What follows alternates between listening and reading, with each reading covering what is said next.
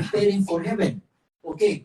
Sabi ng Panginoon, panawagan ng Panginoon mga kapatid para tayo manumbalik sa Kanya.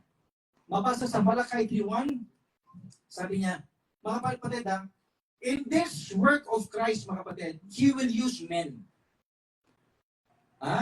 In the olden times, sino bang ginamit ng Panginoon during when He was here on earth? It was the fishermen. Hindi naman po yun mga graduate ng theology. Hindi po yun mga magagarang tao mga kapatid. They were just ordinary fishermen. But ito yung, yes, ordinary people as the song goes. God uses ordinary people. Pero ito po ang tinawagan ng Panginoon. Just like you and me, sa atin ngayon mga kapatid. Dito Opec, sa atin, we are, in the world, we are ordinary people. Di ba? Sa atin lahat. Pero sa atin po ito binigay ng Panginoon. Amin. Yet God has seen in us an extraordinary heart. An extraordinary possibility. If you are connected with Him. Extraordinary possibilities are possible for all of us. Yun po ang nakita ng Diyos sa atin. Ang tao man magtingin sa atin, parang wala ka. But God sees, not as man sees. Because as the heavens are higher than the earth, so His thoughts are higher than our thoughts. Okay, sabi dito, behold, I will send my messenger, and he shall prepare the way before me. Okay, isa mga kapatid, pakatandaan na mensahero ng Diyos ay galing sa Panginoon is prepare the way before me. Hindi nagsisira ng mga daan ng Panginoon, mga kapatid. Messenger ng Diyos, tignan niyo yung mensahe. Puro sinira yung mga alituntunin ng Panginoon. So, doon pa natin makita. Kaya very important po yung ating acid test. To the law and the testimony, if they speak not according to this word, there is no light in them. Okay? And the Lord whom ye seek shall suddenly come to His temple or to His church. Even the messenger of the covenant, whom ye delight in. Behold, He shall come, and saith the Lord of hosts. So sabi dito, but who may abide of the day of His coming? Ito mga kapatid should be the question of our hearts. Ito ba ang current condition ko? Yes, may 10 commandments na tayo. Yes, the Holy Spirit is with us. Yet, nakagawa pa tayo ng mga kalokohan, mga mali. Ito ba ang current condition ko? Handa ba ito na makipagsalubong sa ating Panginoon? It should be a question. But who may abide the day of His coming? Who shall stand when He appeareth? Kayo ba tumayo sa Panginoon?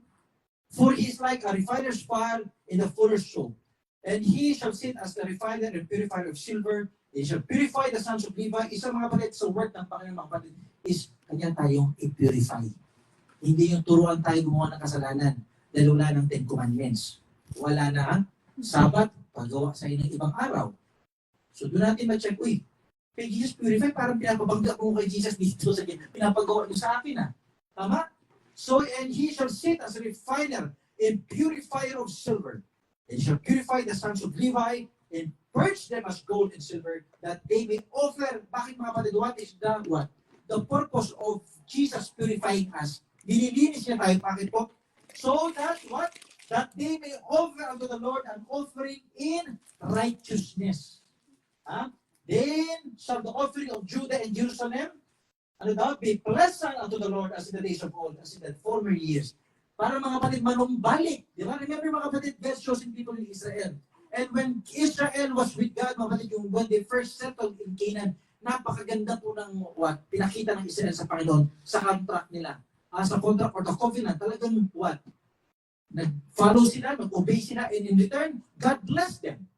They were the most powerful country in the world. All other countries, mga kapatid, was tributary. Nagbabayad ng buwis yun, mga kapatid, sa Jerusalem. Wala nakikipag-gera doon. They were the superpower of that time.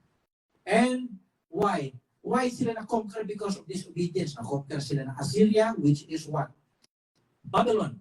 Babylon, the modern day, is Iraq. Babylon, Iraq, Greece, Medo-Persia, and Rome.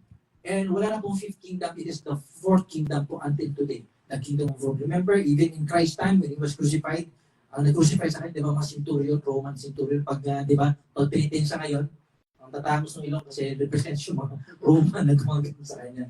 Nagpapalo, ganyan. So, Roman time. Pero mga kapatid, during the time of Christ, of Israel, they were the best country in the whole world. Sana, kaya yun ang gusto ng Panginoon, that we offer to the Lord an offering in righteousness.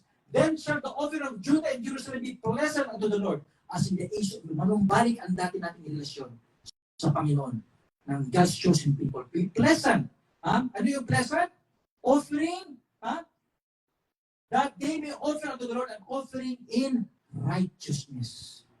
What is righteousness? It's still the law.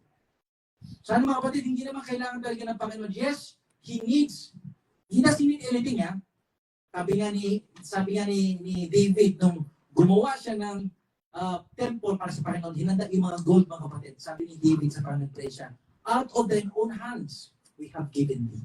Mga kapatid, question, anything that you will give to God, galing din naman sa Kanya yan. Nothing is ours, and He doesn't need it. Ang una natin, mga kapatid, ibigay sa Kanya is yung offering in righteousness. Mabuhay tayo ng banal, mga kapatid. Ayon sa Ten Commandments, diba? Psalms 118:142, thy righteousness is an everlasting righteousness. What is His righteousness? And thy law is truth. Doon tayo, mga kapatid, para maging ma-open natin kay Jesus. Mga dati natin ginagawa, iwasan na. Jesus naman ito. Happy siya ba? Okay, na-appreciate yung ginawa ko sa Kanya. Love niya ako. Diba? John 14:15, if He love me, keep my commandments. Kasi mga kapatid, every time tayo magkamali, totoo. Sometimes sa ating katanghag, careless, don't escape. Diba? Kasi kaya natin mga kapatid magkaya yung mga temptation. Pero there is a way of escape that you be able to bear it. Bakit hindi na kayanan? Hindi yung escape eh. Pumunta pa. Kaya ko to. Subot ako doon. Hindi ako maano dyan. Don't escape. Hindi na kayanan temptation. Like sa temptation, malakas talaga. Mga kapatid, may paraan ng Panginoon, mga kapatid. Para atin daw ma-bear. Diba? Sabi, there is no temptation that is has been given that is common to man. Natural common yung temptation eh. But God is faithful that He has made a way of escape that you may be able to bear it. Ano mga kapatid, yung temptation, kaya natin yung ma-bear o kaya natin mapagtagumpayan pag tayo escape. May escape na word, mga kapatid. So mga kapatid, there is still separation. Kagaya niyan, if ever, maimbitahan sa mga lugar, dati mga kaibigan, merong mga nangyayari doon na hindi mo na gusto na hindi nakalugod-lugod sa Diyos. Diba? Sabi mo na, matitempt ako doon. Escape ka na para makayanan. Kung pumunta ka talaga doon, defeated ang dating. Hindi ma-escape. Maano ka na. So, lahat escape, mga kapatid. So again, reminder, nag-segue lang tayo. There is no temptation that is given you that is common to man. And God is faithful, mabait ang Diyos, mga kapatid. Hindi, ang anak niya, bigyan niya na bagay, hindi niya kayang gawin. Di ba yung mga anak, pag binitest natin, mga anak ko talaga masunurin. Yung kaya niya lang i-perform. So, ang Diyos din, ina-allow niyo mga temptation sa atin, yung kaya din natin. Pero meron siyang ginagawang pang-escape, na dapat escape tayo para makayanan natin. Pero minsan kasi, tayo mismo ang umuuputan doon. Tayo minsan pa yung promotor. Diba? Paano maka-escape? Yun po, mga kapatid. So, before, diba, the New Year starts, I hope, mga kapatid, tayo lahat, as a church, ako din individually, mga kapatid, ako ay, sa mga, I'm sure, mga past, mga obligation, medyo hindi tayo naging sobrang faithful doon. Hindi akong dispensa sa inyo lahat. Marami ito akong mga kapatid na pagkukulang sa inyo lahat sa even sa paggawa, ng pag-organize ng mga bagay-bagay. Medyo nagkulang tayo dyan. So hopefully next year, lahat tayo, mas mapagiging natin yung pag-serve natin sa Panginoon. Pag-serve natin sa ating mga kasama dito sa church. At the same time, programs po, hindi na pa kasi minsan, tayo na lagi. Gawin natin mga kapatid, dito Obet, okay ba? Punta tayo sa Leyte, di ba? Punta tayo dyan, dito Obet, punta doon kayo na sa Bagak, o sa lahat, sa Laguna, dito. Di ba po, ikutin natin lahat. Kaya CJ, sa Mindanao. Ang dami natin. Probinsya lahat tayo pala dito. Hindi naman tayo taga Manila lahat eh. Diba? So, ang dami po natin gawin. So, I hope the next Sabbath we can organize na po, no? Kasi a church is likened to an army. No? Organize tayo. Step up po tayo again, ha? Command, be of good courage. Be not afraid. So, yun po tayo, mga kapatid. It is a command of God for us to save others. Diba? Isaiah 58:1, cry aloud, spare not, lift up thy voice like a trumpet. And show my people, ipakita natin sa kanila, in the house of Jacob, their sins. And show my people their transgression, kanilang mga kasalanan, in the house of Jacob, their sins. So it is our work, mga kapatid. Minsan, we do mga expose dito. Minsan, hindi po natin siya gustong gawin. Na to hurt, but to heal. not to be at variance, but to what? Restore the people to their maker. Diba po? So yun lang po ang ating work dito mga kapatid. Okay, patuloy tayo. And sabi ng Panginoon, and Judah and Jerusalem be blessed. Then the shall the offering of Judah and Jerusalem, God's church po on this time, be blessed of the Lord. Manumbalik mga kapatid na masaya, kalugod-lugod na ang ginagawa natin sa Panginoon. As in the days of old, as in the former years. And I will come near to you to judgment. I will be a swift, ito mga kapatid, warning because without the Holy Spirit mga kapatid, wala na tayong discernment sa truth, madali na tayo mapasukan ng mga kasinungalingan. And lies, mga kapatid, ang lies or mga falsehood is one of the work of Satan. Ito mga kapatid, paano mo natin mapasunod ang tao sa mali? Di ba pipilitin natin? Di ba parang may tinatawag na budol-budol? Parang gano'n. Di ba? Kasi kung totoo mga kapatid, madali pasunod ang tao sa totoo kasi may proof na totoo Pero paano mapasunod ang tao na wala namang proof? Will be through hypnotism, through sorcery.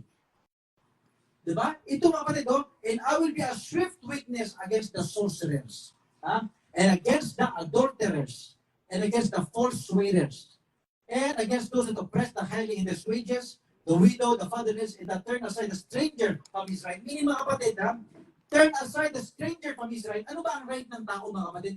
Makasama ng Panginoon, namatay sa kanya. But by giving him lies, teaching him falsehood, tinanggal mo yung karapatan niya mga kapatid. Ayaw na ayaw yan ng Panginoon. Through hypnotism, through lies, through sorcery. Sa Diyos, bilong yan, ba't inalayo mo siya? Namatay may-ari ng Panginoon, gumawa at namatay na dyan Panginoon, ba't ilalayo sa Diyos yan? If ever mga kapatid, we find ourselves in that position, we still have time to repent. Remember, all power is given to Christ. Satan has no power. Sabi ni Christ, the prince of this world cometh and hath nothing in me. Christ, mga kapatid, is the superpower dito. Satan, mga kapatid, is a defeated foe. Diba? So, doon nga doon sa Revelation 17 verse 13, and the dragon was wrought up, and these have one mind. Diba? Pertaining to all the people interested in all the churches in the world. These have one mind, they shall give their power and strength unto the beast. And they shall make war with the Lamb. Who is the Lamb? John 1:29. Behold the Lamb of God that taketh away the sin of the world. Kinakalaban nila ang Panginoon.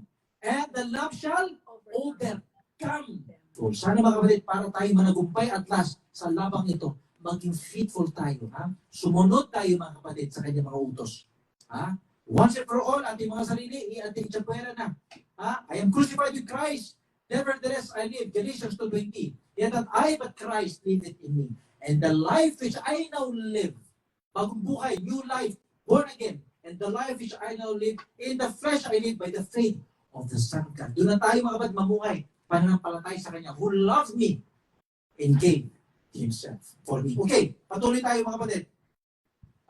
For I am the Lord, I change not. Isa sa karakteristik mga kapatid ng Panginoon ay hindi siya nagbabago. Therefore, the sons of Jacob are not consumed. Even from the days of your fathers, they are gone away from my ordinances. Ano mga kapatid ang kanyang calling sa atin? Kanina, si 16, ng Jeremiah, stand ye in the ways and see and ask, where is the old path and walk ye therein? Ano pa ang pangalawang sabi niya mga kapatid? Return unto me. Saan tayo mga kapatid bumalik lang ba? Itong ating ginagawa ngayon. Kasi baka sabihin na iba ko, bago yan Di ba? Bago na naman yung grupo nyo, bago na naman yung mga turo. Mga kapatid, bumalik lamang tayo sa tamang turo. Return unto me, and I will return unto you. Said the Lord of hosts. Okay? So mga kapatid, dito nakita natin, we have shown that eternal life consists of the right understanding of the ministry and the operation of the Godhead. Hindi lang naman alam natin si Christ lang. Dapat alam din natin mga kapatid ang ministry of the Holy Spirit. Okay, bilisan natin mga kapatid. So, ano pala ang ministry of the Holy Spirit? There is liberty if the Holy Spirit ministry is rightly understood and be found in us. Meron lamang mga kapatid, mag-claim lamang natin mga kapatid na we are free. Kaya nga sabi ng Panginoon, diba? Stand ye therefore in the liberty wherewith Christ hath made us free, and be not entangled again in the yoke of bondage. Ano yung mga kapatid? Na-entangle tayo mga kapatid sa mga linturo. Tapos yung maling turo, nag-render din sa atin gumawa ng kasalanan. Kasi bakit mga kapatid? Turuan pa naman tayo na pwede gumawa ng kasalanan. Dahil walang kautusan eh. No wonder mga kapatid, yung mga member din ng iglesia na yan, patuloy lang. Tama po? Pwede palang bayaran eh. Wala na palang law eh. Di ba po? So, ganun po mga kapatid. So, there is a great work for us. And isa mga kapatid dyan, sad to say, no? Ito sana mga tao na bigyan natin ng confidence and trust na inisip natin na ating mga tatay in the faith. Sila pa mismo ang nagligaw mga kapatid sa mga tao. Diba? Isaiah 9:6, for the leaders caused them to err, and they that are led by are destroyed. Kahit yung mga hindi natin pwede sabihin, sila na naman gumawa. Since nag-follow ka doon sa sinabi niya, tamaan din tayo doon. Diba po? Sabi niya mga kapatid ng Panginoon, 2 Corinthians 2:17, now the Lord is Spirit. Okay, very important mga kapatid na nasa ating Holy Spirit. Bakit? Now the Lord is the Spirit, and where the Spirit of the Lord is, kung nasan daw yung banal na Espiritu, there is liberty. Malaya tayo mga kapatid. Mga kapatid, doon sa dating turo, tinuruan tayo kung wala kasalanan. Mali ang conception. Hindi yung free mga kapatid kasi papunta sa apo yun eh. Di ba po? There is no freedom. Para ka nakaposas doon, no? Death sentence yung pagdating ni Christ. Ha? Pag nandiyan ang Holy Spirit through God's Word or through the truth, then we are finally free. Ha? Kaya nga batid, James 1:25, ang tawag sa Ten Commandments, the law of liberty. Ha? James 1:25, whosoever look at the law of liberty shall be what? Saved. Okay. 2 Corinthians 13:8, we can do nothing against the truth, but for the truth. Ano bang katotohanan mga kapatid? Again, it is an encouraging Bible verse mga kapatid para sa ating lahat na dito sa katotohanan ngayon. Yes, we are few in numbers, but this truth, because we are with Christ who is Lord of Lords and King of Kings, will be triumphant in the end. Parang bida ba? Fernando po, sapak-sapak muna. Ganun-ganun lang naman po yan mga kapatid. But the Word of God stand it sure. 89:34 of Psalms, my covenant will not break nor alter the things that have gone out of my lips. The Word already has been written and it will be accomplished. It will come to pass. Okay. How should God's disciples worship Jesus? So, review lang natin yung first verse natin sa taas kanina. And Jesus said unto her, kasi may nagtanong na babae sa kanya, woman, believe me, the hour cometh when ye shall neither in this mountain nor yet at Jerusalem worship the Father. Okay, in this first verse mga kapatid, tells us that location is not important. Dapat doon lang tayo nagsisimba doon sa building na yun. Hindi po mga kapatid. O dapat doon lang sa church na yun magsimba. Ha? Jesus said unto her, doon sa babae nagtanong sa kanya, believe me, said Christ, the hour cometh when ye shall neither in this mountain nor yet at Jerusalem worship the Father. Ye worship, alam mo yung worship ka, pero hindi nyo naman alam yan. We know what to worship, for the salvation is of the Jews. Tama naman mga kapatid. It is true. It is true and through the Jewish people that God gave His what? Gospel. And yet, mga kapatid, sad to say, as a people, they failed to perform this heaven sent commission. Kaya mga kapatid, nilipat ng Panginoon yung gift doon sa mga individual Gentiles. Na pa sa atin ito ngayon. But still part of God's what? God's plan. And later on, mga kapatid, we will share a text and a quotation that the Jewish people, not as a nation, but individuals, God will save them. So, to all, baka may makapakinig na Jewish people, and remember, God loves you. No? At the same time, you are the people as a nation. You are the ones who know about the Sabbath. Because you need to binigay. God will not allow na maubos po or whatever na will come your way.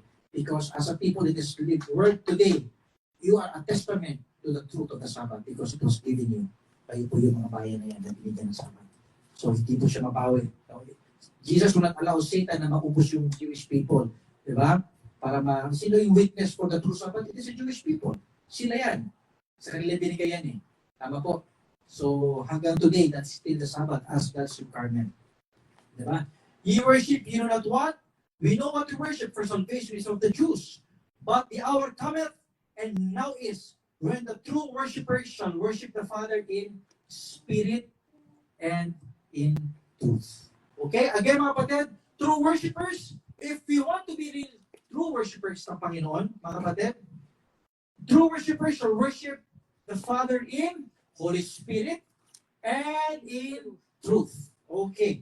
For the Father seeketh such to worship Him. Ang Panginoon, mga kapatid, God the Father, ang gusto niya na nag-worship sa Kanya, yung nagpa-practice ng truth. And by practicing the truth, they have the Holy Spirit. Mamaya mga kapatid, bakit importante yung Holy Spirit in worshiping the Father? Because marami pong operation ng Holy Spirit sa buhay natin. Especially in preparing us for heaven.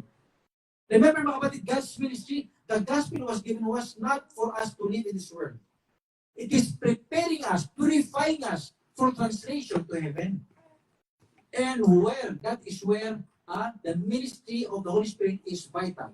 It is at work, mostly at work. For the Father seeketh such to worship Him.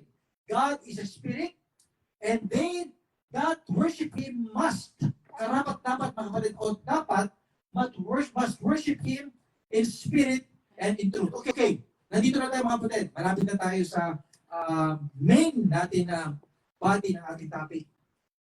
The ministry of the Holy Spirit. Ano pala ang kanyang gawain? Why is it important for us to learn about this ministry? Kasi sabi ng Panginoon, before He ascended to heaven, His commission to His disciples, go into the world, pumunta kayo sa lahat ng sulok ng mundo, and preach the gospel and teach all nations. Turuan niyo mga bansa. Ano ituturo?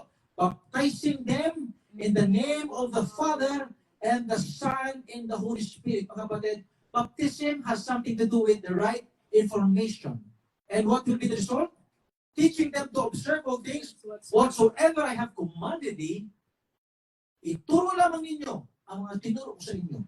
That is the condition. And God's promises, and lo, I will be with you, even unto the end of the world. We can only claim the promise if we have complied with the conditions. Alright? Teach what only He has taught. And we can claim, Lord, samahan mo kami. Thereby, we are God's church. What is a church? Or the remnant church of God in the last days, Revelation 12:17, and the dragon was wrought with a woman and made war with the remnant of her seed, which keep the commandments of God and have the testimony of Jesus. 19 of Revelation, the testimony of Jesus is the spirit of prophecy. So, my Holy Spirit, okay, John 16, dito natin makita mga kapatid, na ang bayan ng Diyos, bakit sila makaalam, no? Makaalam ng things to come or gift of prophecy, mga kapatid, so why? One of the Holy Spirit's work, one of the Holy Spirit's ministry is telling future events. Okay, saan mabasa? John 16, start tayo sa 12 mga kapatid. Again, the ministry of the Holy Spirit, He is called the Spirit of Truth. One, He will guide us into all truth. Ito mga kapatid, very vital ha. Ang Holy Spirit will guide us sa lahat ng katotohanan. So, pag meron mga kapatid na tinuro sa atin na medyo hindi truth, magtaka lang tayo, ba't hindi niya alam yun? Ba't hindi nila alam? Kasi walang Holy Spirit po doon. May alam na, 20% truth, lahat parang kontra na kay Jesus. Kasi ang Holy Spirit, ang palatandaan niya, all truth po malalaman ng mga tao na yun. Kasi nandun yung Holy Spirit. He will lead you into all truth. Lahat po ng katotohanan. Hindi pwedeng 50% lang alam. Lahat po i-reveal doon sa mga taong ito. Diba? John 16, simulan natin sa 12. Sabi ng Panginoon, I have yet many things to say unto you, but you cannot bear them now. Howbeit, when the Spirit of truth is come, pag talaga nasumpungan na daw natin yung Holy Spirit, mga kapatid, again, one requirement, we have to follow the 10 commandments. Because that is the only channel where the Holy Spirit can exercise His power. The only channel to which the Spirit operates is that of the truth. What is truth? It's the law. Psalms 118:142 to repeat, thy righteousness is an everlasting righteousness, and thy law is truth. So, yun po, mga kapatid. Sabi ng Panginoon, howbeit, when the Spirit of truth is come, pag nariyan na talaga ang Holy Spirit, He will guide you into, saan yan? All truth. Isa, for He shall not speak of Himself, but whatsoever He shall hear, that He shall speak. Galing pa rin po kay Jesus lahat yan. Ang sasabihin niya sa atin. And what is else? He will show you Things to come. Things to come. things To come. to come. Mga kapatid, as a church, as God's people, na dumunog sa kanyang panawagan, come to me, learn of me. Nalaman natin yung covenant na binigay niya kay Abraham. Now, we have the truth. And what will come with the truth will come the Holy Spirit. And what is the ministry of the Holy Spirit? Lead you, guide you. Guide ka niya sa lahat ng katotohanan. And what else? He will show you things to come. Mga kapatid, I hope it is not a surprise na nalaman natin, mga kapatid, events of the future because we have the Holy Spirit, because we have the covenant. And it is a tanda, palatandaan po yan ng totoong iglesia ng Panginoon. Okay? Keep the commandments of God and have the testimony of Jesus. The testimony of Jesus, it is a tanda, palatandaan po yan ng totoong iglesia ng Panginoon. Okay? Keep the commandments of God and have the testimony of Jesus. The testimony of Jesus is the spirit of prophecy, knowing things to come. Alright? So, wag ma-surprise. Okay lang po ba? Diba? Okay tayo doon, ha? Thank you. So, nasa atin po yung mga gifts na yan. Bakit? We follow the Ten Commandments. Nakipag-covenant tayo sa Panginoon, gagaya nila Abraham, nila Isaac, nakipag-kontrata tayo sa Kanya.